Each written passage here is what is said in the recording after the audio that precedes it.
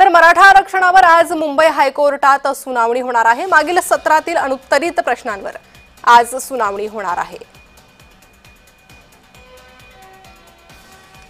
आणि या संदर्भात अधिक माहिती घेणार आहोत। आमचे प्रतिनिधी विजय चिडे हे आमच्या सोबत जोडले गेले आहे।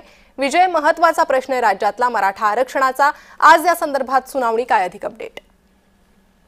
नक्कीच प्रणिता, जर बघितलं तर मराठा आरक्षणावरती आज मुंबई हायकोर्टामध्ये सुनावणी पार पडणार आहे आणि न्यायालयामध्ये सकाळी 10:30 वाजता ही सुनावणी असणार। न्यायमूर्ती रवींद्र घुगे, न्यायाधीश जयदेव जमादार आणि न्यायमूर्ती संदीप मारणे हे विशेष सुनावणी जी आहे ती आज घेणार आहेत।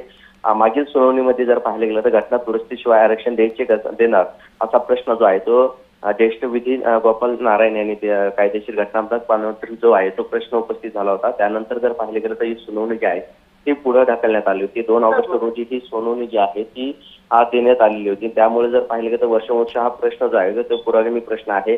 मराठा समाज अचानक मागास कसा झाला, मराठा समाजाला ओबीसीतून इतर प्रवर्गातून आरक्षण कसे जाणार, त्याचबरोबर असे अनेक प्रश्न जे आहेत ते सुनावणीमध्ये करून 50% पुढील स्वतंत्र आरक्षण, 10% आरक्षण घटनाशिवाय कसे द्यायचे असे देखील प्रश्न जे आहेत ते उपस्थित करण्यात आले होते। त्यामुळे आज यावरती ही सुनावणी जी आहे ती पार पडणार आहे।